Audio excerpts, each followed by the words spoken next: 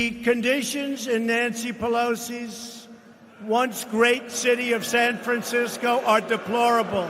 They're deplorable. Do you remember the word deplorable? You remember when Hillary used the word deplorable? She used two words. She used deplorable and irredeemable, right? What a terrible mistake that she used the word irredeemable.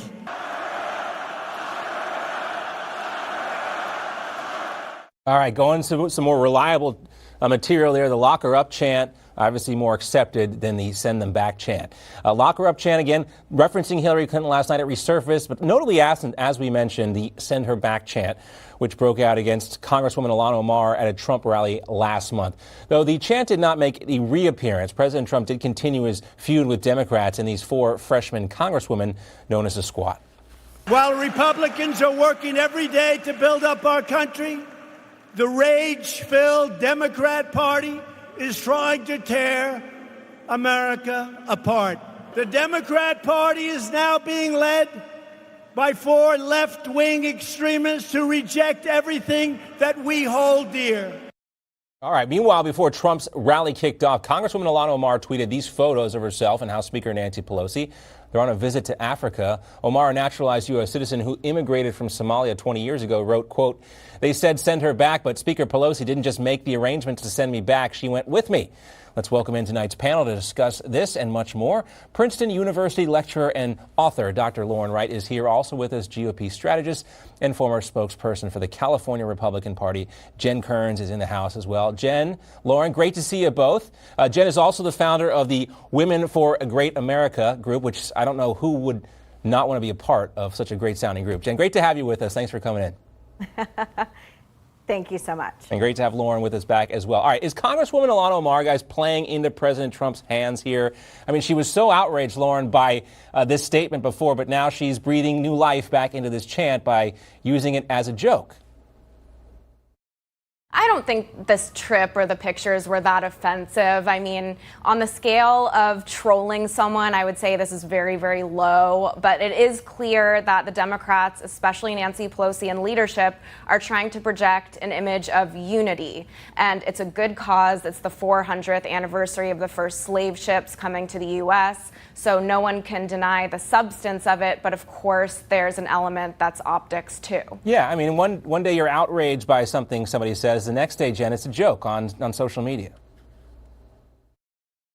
Right. Well, it's interesting. I think you're right. I think that Ilhan Omar is falling into a bit of the trap here, and perhaps Nancy Pelosi on that long flight over there and the long flight back might have the opportunity to talk to her congresswoman about how this is negatively affecting their party. If you look at a recent USA Today poll, that's no conservative rag, it shows that the majority of Americans have two impressions of the Squad. The first is the majority of Americans actually don't know who the Squad is. They were not familiar with them. And the second part is those that did actually did not have a favorable impression of them. So you juxtapose this against the president's approval rating, which went up 2 to 3 points in the same time period that he was arguing back and forth with the Squad. The clear winner of that, whether you like those tweets or not, whether you think President Trump is brash or not, was actually President Trump and not the Squad. So Nancy Pelosi has a little bit of mutiny on her hands. Yes, she does, and she's dealing with that. Nodding my head, John. Go ahead, Lauren. Go ahead. Oh, go ahead. I just wanted to reemphasize one of Jen's points, which is that most Americans do not pay attention to these sorts of things. I think the racial discussion is really important that we're having. I've been really critical of both the Squad and the president because of that. But the point is they're concerned with the day-to-day elements Lauren, of their lives, right? not the ins and outs of politics. But this is how Ilhan Omar and AOC and Rashida Tlaib, this is how they want to become known to the entire country, by using race as this wedge issue against Republicans. And if that's what they're going to be known for, I think there might be, some blowback for that. All right. President Trump also focused on the Democratic primary debates last night. Here's what he had to say about that issue. I was watching the so-called debate last night, and I also watched the night before. That was long television. And the Democrats spent more time attacking Barack Obama than they did attacking me, practically. I mean, practically, that wasn't the only person making that assessment, Lauren. Politico quoted one Democratic lobbyist who said, quote, "Stay away from Barack Obama. I don't know why you would attack Obama or his record or any part of him when he is the most popular person in the party, and I don't think it helps for the general election voters either. I don't know what they are thinking." What do you think the Democrats were thinking? It was a little weird to kind of hear President Trump more defensive of President Obama than the Democrats were the other night, maybe a little bit. Is that for Jen? That was for you, Lauren. Oh, that's for me. Thanks. Yes, I don't understand the strategy of attacking President Obama. He's very, very popular in the party right now. Arguably, the only more admired, more popular person among Democrats is Michelle Obama.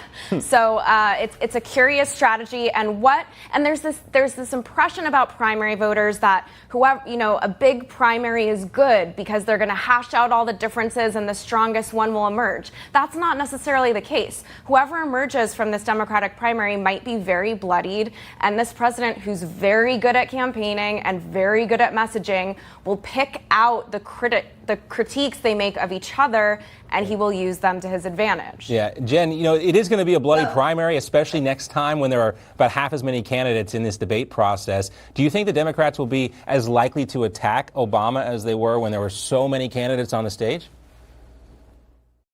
Well, this is, I think, the most interesting development so far of the Democratic primary. And look, if you were playing a debate night drinking game the other night and you said drink every time he mentions the president and you chose President Trump, you'd be wrong. Clearly, Barack Obama was mentioned more times.